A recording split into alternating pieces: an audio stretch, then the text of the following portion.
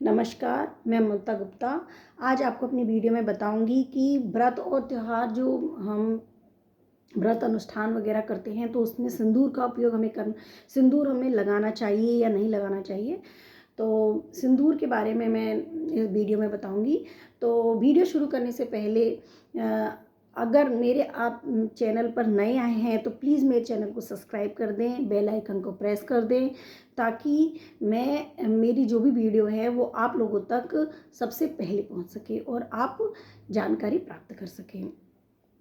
तो मेरी वीडियो शुरू करती हूँ कि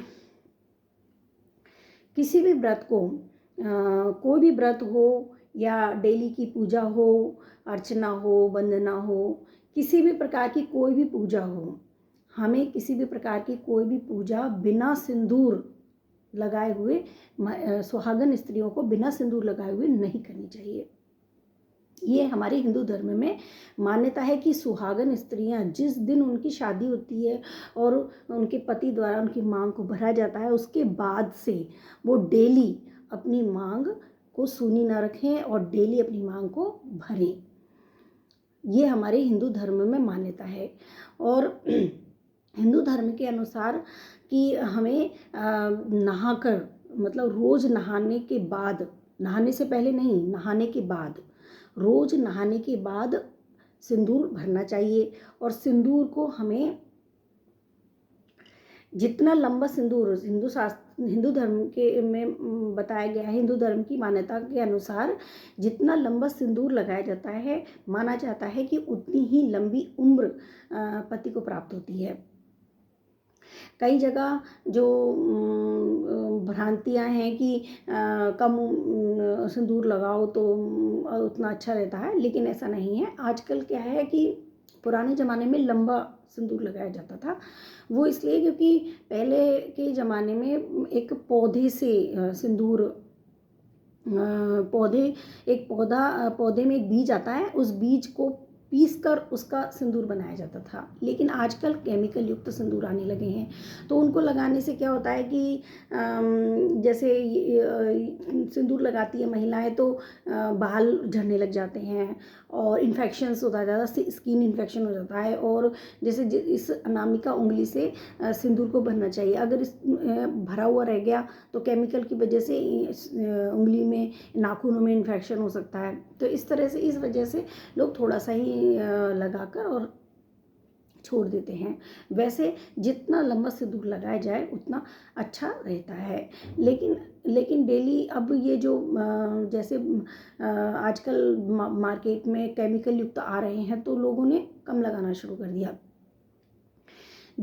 अगर आपको सिंदूर यूज़ करना है तो आप या तो अच्छी ब्रांड का यूज़ करें, क्योंकि जो ब्रांडेड चीज़ें होती हैं उनमें कम केमिकल, मतलब कम मिलावट होती है, सस्ते प्रोडक्ट कम होते हैं, कम उसमें मिलावट होती है। या फिर आप एक घरेलू नुस्खा मैं बता देती हूँ, आप चाहे तो घर में भी सिंदूर बना सकती हैं। उसके लिए क्या करना चाहिए कि एक चम्मच हल्दी पाउडर, घर में पिसी हुई हल्दी होनी चाहिए। मार्केट की हल्दी में मिलावट आती है, तो आप घर की पिसी हुई हल्दी 1 चम्मच और आधा छोटा चम्मच चूना और गुलाब जल और गुलाब की पंखुड़ियों का पेस्ट, उनको आपस में मिक्स करके और उसका एक घोल सा बना लेते हैं और फिर उसको सुखा देते हैं। मतलब ज़्यादा पतला नहीं करते, थोड़ा सूखा सूखा सा रहे और इस तरह से, मतलब थोड़ा जैसे हम आटे की लोई बनाते हैं इस तरह से हो जाता है। और फिर उसको सुखा दो। सूख जाने के बाद उसको अच्छे से हाथ से मैश करके छन्नी से निकाल दो और उस छन्नी से छने हुए को हम सिंदूर एक डिब्बी में भर लो और रोज़ उसको थोड़ा थोड़ा लगाओ।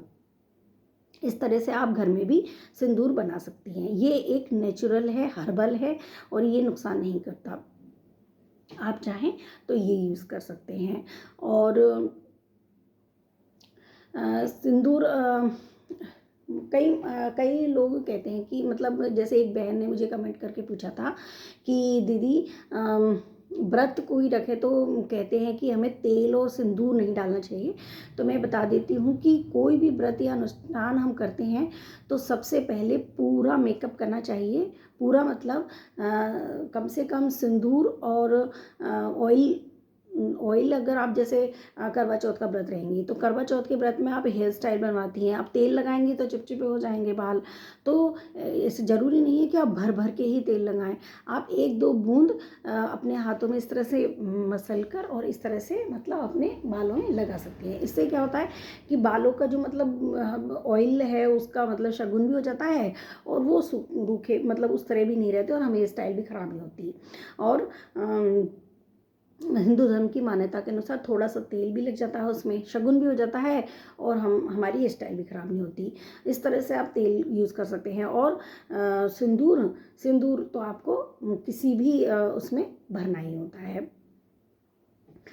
तो कई जैसे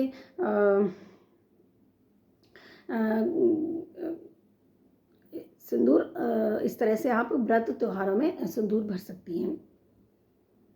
इस प्रकार से आप मतलब आप को अगर मेरी ये जानकारी अच्छी लगी हो तो प्लीज़ मेरे चैनल को सब्सक्राइब करें, बेल आइकन को प्रेस करें और मेरे मतलब मुझे कमेंट करके बताएं कि मैंने क्या गलती करी है, तो मैं उस गलती को सुधारने की कोशिश करूँगी।